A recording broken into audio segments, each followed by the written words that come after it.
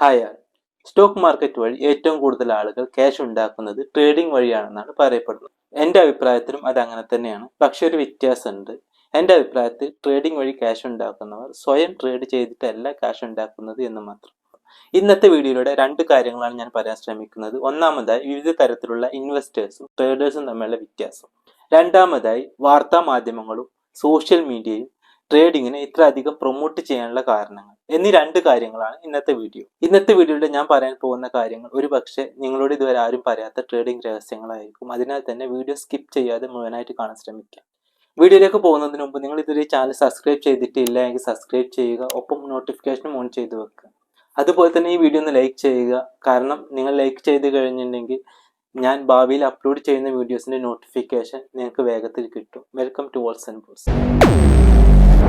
ഞാൻ ആദ്യം എൻ്റെ കൺസെപ്റ്റിലുള്ള ഇൻവെസ്റ്ററും ട്രേഡറും തമ്മിലുള്ള വ്യത്യാസം ഒന്ന് ചുരുക്കി പറയാം. ഒരു ഇൻവെസ്റ്റർ നോക്കുന്നത് ഇൻവെസ്റ്റ് ചെയ്യാൻ പോകുന്ന കമ്പനിയുടെ ഫണ്ടമെന്റൽസ് ആണ്. അതായത് കമ്പനിയുടെ ബിസിനസ്, കമ്പനിയുടെ അസറ്റ്സ്, കമ്പനിയുടെ ഫ്യൂച്ചർ പ്ലാൻസ്, കമ്പനി പ്രവർത്തിക്കുന്ന സെക്ടർ തുടങ്ങിയ കാര്യങ്ങൾ. ഇനി ഒരു ട്രേഡർ നോക്കുന്നത് കമ്പനിയുടെ സ്റ്റോക്ക് പ്രൈസ് മൊമെന്റ്സ് ആണ്. ഇതെല്ലാവർക്കും അറിയുന്ന കാര്യങ്ങൾ തന്നെയാണ്, അതിനെ തന്നെ കൂടുതൽ പറയേണ്ടതില്ല എന്ന് കരുതുന്നു. എങ്കിലും സ്റ്റോക്ക് മാർക്കറ്റിലെ തുടക്കക്കാർക്ക് വേണ്ടി ഒരു റിയൽ ലൈഫ് എക്സാമ്പിൾ പറയാം. ഈ എക്സാമ്പിൾ ഞാൻ ഉദാഹരണത്തിന് വേണ്ടി എടുത്തിട്ടുള്ളതാണ്. തുടക്കക്കാർക്ക് മനസ്സിലാക്കാൻ ഇത് ധാരാളമാണെന്ന് കരുതുന്നു. ഉദാഹരണം പറയാനായിട്ട് എൻ്റെ കയ്യിൽ ഒരു സാധനം ഉണ്ട്. എൻ്റെ നാട്ടിൽ ഇതിന് തൊണ്ടെന്ന് പറയും, മലയാളത്തിൽ ഇതിന് വേറെ പേരുണ്ടെന്ന് അറിയില്ല. കോയിൻസ് ഒക്കെ എടുക്കുന്ന സാധനം. നമുക്ക് കാര്യത്തിലേക്ക് വരാം. തൽക്കാലം ഇതിനെ നമുക്കൊരു സ്റ്റോക്കായിട്ട് കാണാം. ഒരു സാധാരണ ഇൻവെസ്റ്ററാണ് ഈ സ്റ്റോക്ക് വാങ്ങുന്നതെങ്കിൽ ഇതിന്റെ വലിപ്പം നോക്കും, ഇതിന്റെ വില നോക്കും. അതുപോലെ തന്നെ അപ്പുറത്തെ ഷോപ്പിൽ ഈ സെയിം സാധനം എന്ത് വിലക്കാണ് വിൽക്കുന്നത് നോക്കും. എന്നിട്ട് എവിടെയാണ് കുറവ് അവിടുന്ന് ഈ സാധനം വാങ്ങും. ഒരു പ്രോ ഇൻവെസ്റ്റർ ആണെങ്കിൽ ഈ തൊണ്ട് ഷോപ്പിൽ വിൽക്കുന്ന വിലയല്ല നോക്കുക, ഈ തൊണ്ട് നിർമ്മിച്ചിട്ടുള്ള മെറ്റീരിയൽ ഏതാണെന്ന് നോക്കും. ഈ തൊണ്ടിന്റെ കാര്യം എടുക്കുകയാണെങ്കിൽ ഈ തൊണ്ട് പ്ലാസ്റ്റിക് കൊണ്ട് നിർമ്മിച്ചതാണ്. അതിനാൽ തന്നെ ഈ പ്രോ ഇൻവെസ്റ്റർ പ്ലാസ്റ്റിക്കിന്റെ വിലയാണ് നോക്കുക. ചുരുക്കി പറഞ്ഞ ഒരു ആക്രി കടക്കാരൻ ഈ സാധനം എന്ത് വിലക്കാണോ വാങ്ങുക അതുപോലെ മാക്സിമം വില കുറച്ചിട്ടാണ് ഒരു പ്രോ ഇൻവെസ്റ്റർ ഈ സാധനം വാങ്ങുക. ഇനി ഒരു ട്രേഡറാണ് ഇത് വാങ്ങുന്നതെങ്കിൽ കംപ്ലീറ്റ്ലി ഡിഫറെൻ്റ് ആണ്. ട്രേഡർ നോക്കുന്നത് ഇതിന്റെ പ്രൈസ് മൊമെന്റിലേക്ക് മാത്രമാണ്. അതിനാൽ തന്നെ ട്രേഡർ ഈ സാധനത്തിന്റെ കഴിഞ്ഞ മാസത്തെ വില, 2 മാസം മുമ്പത്തെ വില ഒക്കെ നോക്കിയിട്ടാണ് ഈ സാധനം വാങ്ങുന്നത്. ഇനി ഫ്യൂച്ചർ ആൻഡ് ഓപ്ഷൻ ട്രേഡേഴ്സ് ആണെങ്കിൽ അവർ ഒന്നുകൂടി പ്രോ ട്രേഡേഴ്സ് ആണ്. അവർ ഞാൻ ഇതിനകത്ത് എന്നും പൈസ ഇടാറുണ്ടോ എന്ന് അന്വേഷിക്കും. ഉദാഹരണത്തിനായിട്ട് ഞാൻ ഇതിനകത്ത് എന്നും 1 രൂപ വെച്ചിട്ട് ഇടുന്നുണ്ടെന്ന് കരുതുക. അങ്ങനെ എല്ലാ ദിവസവും 1 രൂപ വെച്ച് ഇടുകയാണെങ്കിൽ ഒരു മാസം കഴിഞ്ഞ് അതിനകത്ത് 30 രൂപ വീഴും. ആ 30 രൂപയും ഈ തൊണ്ടിന്റെ വിലയും കൂട്ടിയിട്ട് അടുത്ത മാസം വാങ്ങാന്ന് പറഞ്ഞിട്ട് ഈ തൊണ്ടിന് ഒരു അഡ്വാൻസ് കൊടുക്കും.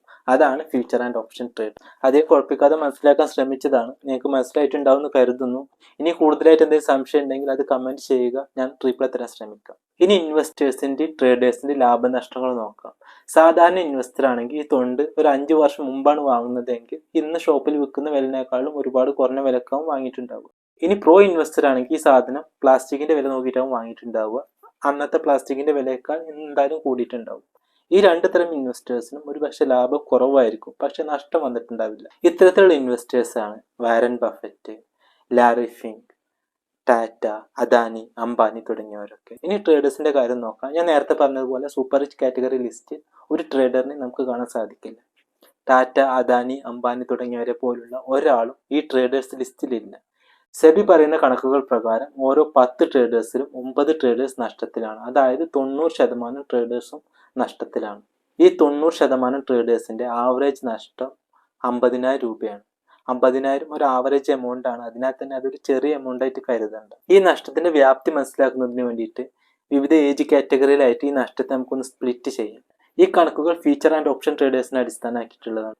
ഫീച്ചർ ആൻഡ് ഓപ്ഷൻ ട്രേഡിംഗ് വഴി 20 വയസ്സിന് താഴെയുള്ള പ്രായക്കാരുടെ ആവറേജ് നഷ്ടം 65,000 രൂപയ്ക്ക് മുകളിലാണ്. 20 വയസ്സ് മുതൽ 30 വയസ്സ് വരെയുള്ള പ്രായക്കാരുടെ ആവറേജ് നഷ്ടം 58,000 മുകളിലാണ്.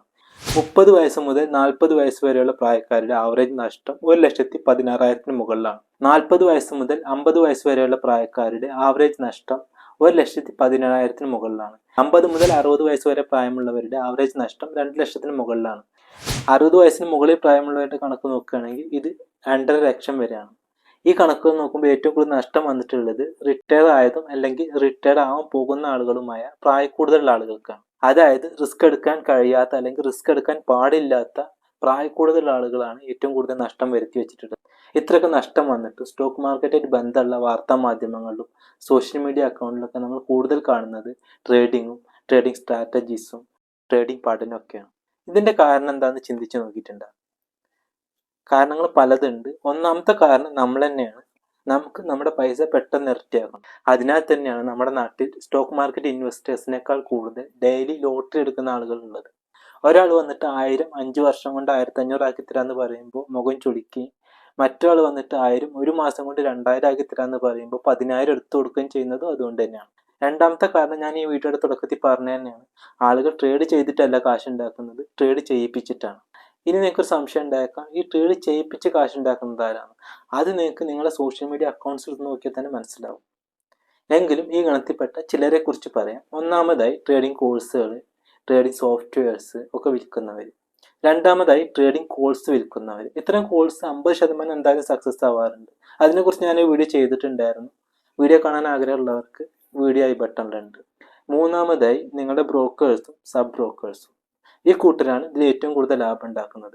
പലരും നടിച്ചു വെച്ചിരിക്കുന്നത് ഒരു ഡിസ്കൗണ്ട് ബ്രോക്കർ എടുത്ത് പോയി ട്രേഡിംഗ് അക്കൗണ്ട് എടുത്തു കഴിഞ്ഞാൽ പിന്നെ ബ്രോക്കറേജ് ചാർജസ് ഒക്കെ ഇല്ലാതായി എന്നാണ്. എന്നിട്ട് ചെയ്യുന്നത് ഇൻട്രാഡേ, F&O തുടങ്ങിയ ട്രേഡിംഗ് മെത്തേഡ്സ്. ഒരു ലോങ് ടൈം ഇൻവെസ്റ്റ് ചെയ്യുമ്പോൾ ബ്രോക്കർക്ക് കാശ് കിട്ടുന്നത് മാസത്തിൽ ഒരു തവണ അല്ലെങ്കിൽ ഏതാനും തവണകൾ മാത്രമായിരിക്കും. ഇനി ട്രേഡ് ചെയ്യുകയാണെങ്കിൽ ബ്രോക്കർക്ക് ഓൾമോസ്റ്റ് എല്ലാ ദിവസവും ക്യാഷ് കിട്ടും. അത് ഡിസ്കൗണ്ട് ബ്രോക്കർ ആണെങ്കിലും ഫുൾ സർവീസ് ബ്രോക്കർ ആണെങ്കിലും ഓൾമോസ്റ്റ് സെയിം ആണ്. ഡിസ്കൗണ്ട് ബ്രോക്കർ നമുക്ക് ഉപകാരപ്പെടുന്നത് സ്റ്റോക്സ് വാങ്ങി ഹോൾഡ് ചെയ്യുമ്പോൾ മാത്രമാണ്, ട്രേഡ് ചെയ്യുമ്പോഴല്ല. വേറൊരു കോമഡി, ചില ആളുകൾ ഡെയിലി സോഷ്യൽ മീഡിയയിൽ പോസ്റ്റ് ചെയ്യും, ഞാനിന്ന് ട്രേഡ് ചെയ്തിട്ട് 1 ലക്ഷം പ്രോഫിറ്റ് ഉണ്ടാക്കി, ഞാൻ ഉപയോഗിച്ച ട്രേഡിംഗ് മെത്തേഡ് അറിയാൻ ഇൻബോക്സിൽ വരിക. അല്ലെങ്കിൽ ട്രേഡിംഗ് വഴി ഞാൻ ഈ കാറ് വാങ്ങി, എൻ്റെ ട്രേഡിംഗ് മെത്തേഡ്സ് ഡെയിലി ടെലഗ്രാം വഴി ലഭിക്കാൻ മെസ്സേജ് ചെയ്യുക. ഇതേ പാറ്റേണിലുള്ള പല തരത്തിലുള്ള പോസ്റ്റുകൾ നമുക്ക് സോഷ്യൽ മീഡിയയിൽ കാണാൻ സാധിക്കും. നിങ്ങൾ ഒരു കാര്യം ചിന്തിച്ച് നോക്ക്, നമ്മുടെ രത്തൻ ടാറ്റ, അദാനി, അംബാനി തുടങ്ങിയവരൊക്കെ ഡെയിലി 1 കോടിയെങ്കിലും പ്രോഫിറ്റ് ഉണ്ടാക്കുന്നുണ്ടാവില്ലേ? അവരാരെങ്കിലും എനിക്കിന്ന് 1 കോടി പ്രോഫിറ്റ് കിട്ടി, ഞാൻ 1 കോടി നേടിയ മെത്തേഡ് അറിയാൻ ഇൻബോക്സിൽ വാന്ന് പറഞ്ഞ് സോഷ്യൽ മീഡിയയിൽ പോസ്റ്റ് ചെയ്യുന്നത് കണ്ടിട്ടുണ്ടോ? അവരത് ചെയ്യില്ല. കാരണം അവർക്ക് കിട്ടിയ 1 കോടി ഇനി എവിടെ ഇൻവെസ്റ്റ് ചെയ്യുന്നത് ചിന്തിച്ചിരിക്കുകയായിരിക്കും. ഇത്തരം പോസ്റ്റുകൾ സോഷ്യൽ മീഡിയ വഴി പോസ്റ്റ് ചെയ്യുന്നത് ട്രേഡിംഗ് വഴി പ്രോഫിറ്റ് ഉണ്ടാക്കുന്നവരല്ല, ട്രേഡിംഗ് ചെയ്തിട്ട് പ്രോഫിറ്റ് ഉണ്ടാക്കുക എന്ന സ്വപ്നം വിൽക്കുന്നവരാണ്. ഇപ്പൊ ചിലർക്കെങ്കിലും ഒരു സംശയം ഉണ്ടാവും, ഈ പറയുന്ന ഞാനും ഇതൊക്കെ തന്നെയല്ലേ ചെയ്യുന്നത്. ഒരു വശം നോക്കുമ്പോൾ അത് അങ്ങനെ തന്നെയാണ്. എന്നാൽ ഒരു വ്യത്യാസമുണ്ട്. എനിക്ക് 1000 ഒരു മാസം കൊണ്ട് 2000 ആക്കാനുള്ള കഴിവില്ല. അതിനെ തന്നെ യൂട്യൂബ് വരുമാനം വേണം, ജോലിക്കും പോകുന്നുണ്ട്, പിന്നെ ബാക്കി വരുന്ന കുറേശ്ശെ ഇൻവെസ്റ്റും ചെയ്യുന്നുണ്ട്. എന്നാൽ ഡെയിലി ട്രേഡ് ചെയ്തിട്ട് 1% മുതൽ 10% വരെ പ്രോഫിറ്റ് ഉണ്ടാകാൻ കഴിവുള്ളവർ ഈ ട്രേഡിംഗ് കോഴ്സസ്, ട്രേഡിംഗ് സോഫ്റ്റ്വെയർസ് ഒക്കെ വിറ്റിട്ട് കാശുണ്ടാക്കാൻ ശ്രമിക്കുന്നത് എന്തിനാണെന്ന് എനിക്കിതുവരെ മനസ്സിലായിട്ടില്ല. ഒരു കാര്യം ഉറപ്പാണ്, ട്രേഡിംഗ് വഴി സൂപ്പർ റിച്ച് ആയ ആളുകളെ കാണാൻ സാധിക്കില്ല. എന്നാൽ ട്രേഡിംഗ് വഴി പൈസ പോയ ആളുകളെ നമ്മുടെ ചുറ്റുവട്ടത്തിൽ നിന്ന് കാണാൻ കഴിയും. ഇതോടെ ഇന്നത്തെ വീഡിയോ ഞാനിവിടെ അവസാനിപ്പിക്കുകയാണ്. വീഡിയോ നിങ്ങൾക്ക് ഇഷ്ടമായിട്ടുണ്ടാവുമെന്ന് കരുതുന്നു. ഈ വീഡിയോ ലൈക്ക് ചെയ്യാനും സുഹൃത്തുക്കൾക്ക് വേണ്ടി ഷെയർ ചെയ്ത് കൊടുക്കാനും മറക്കാതിരിക്കുക. എൻ്റെ വീഡിയോസിനെ കുറിച്ചുള്ള നിങ്ങളുടെ അഭിപ്രായങ്ങൾ കമൻറ്റ് ചെയ്യുക. എൻ്റെ പേര് മുഹമ്മദ് റാഫി. Signing off.